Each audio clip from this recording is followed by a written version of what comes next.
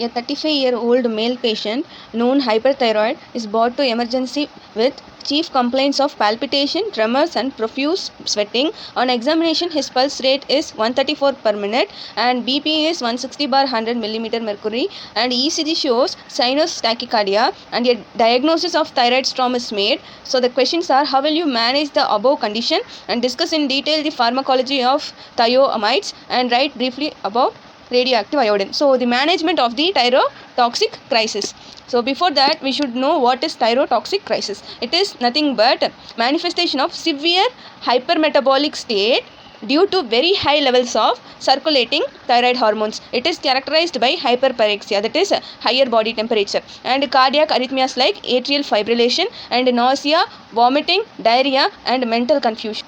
So this thyrotoxic crisis is precipitated by infection, trauma, surgery, that can be either thyroid surgery or non-thyroid surgery, and diabetic ketoacidosis and myocardial infarction. So the treatment or the management of thyroid crisis, it is hospitalization, supportive care including cooling blankets, hydration, sedation and antibiotics to treat infection.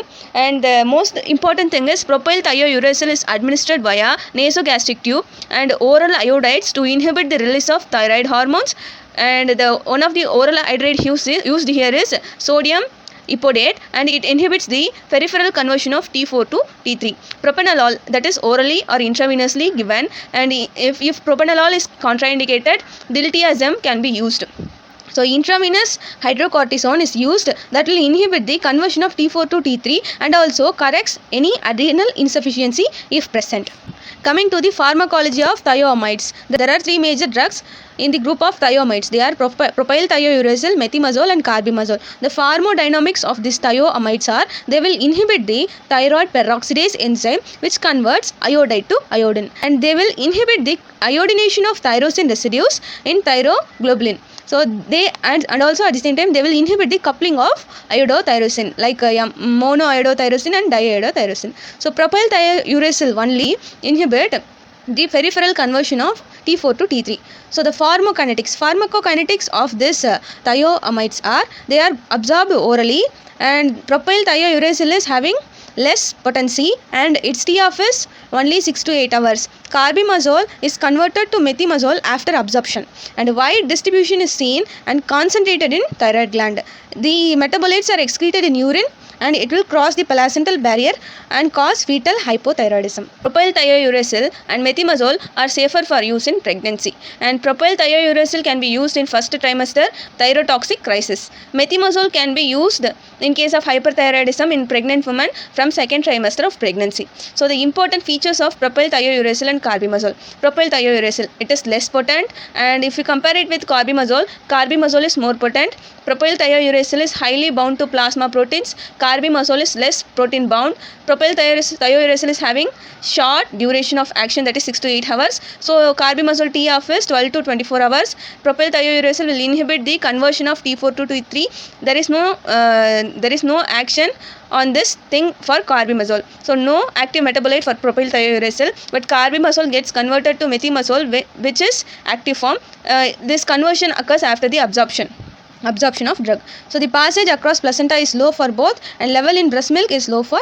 Adverse drug reactions for are skin rashes, joint pain, fever, hepatitis, nephritis and agranulocytis, that is very rare but dangerous adverse drug reaction.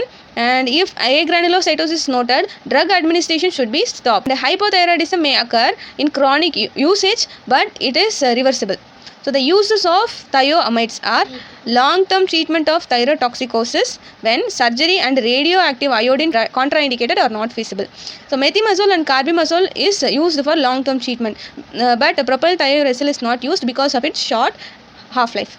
Preoperatively, in thyrotoxic patients, before subtotal thyroidectomy, carbimazole is used to achieve euthyroidism, along with radioactive iodine to hasten the recovery in thyrotoxicosis. And here the drug used is propylthiouracil. And for treatment of thyrotoxic crisis, propylthiouracil is used along with iodide and propranolol. Radioactive iodine.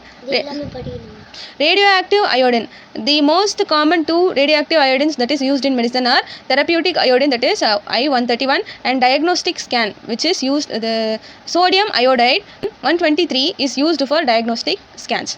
So pharmacodynamics, it gets concentrated in the same way as stable iodine in thyroid and emits gamma rays and beta particles, that is nothing but electrons. So beta particles causes destruction of follicular cells, leading to fibrosis and correction of hyperthyroid state. Preparation of this iodine is oral, that is solution or capsules.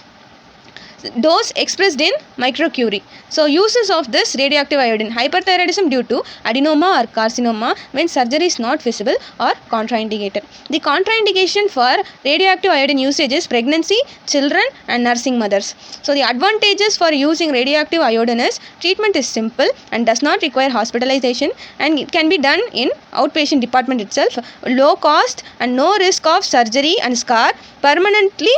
Disadvantages: slow action and causes local soreness in the neck. Incidence of hypothyroidism is high, not suitable for pregnant women, children.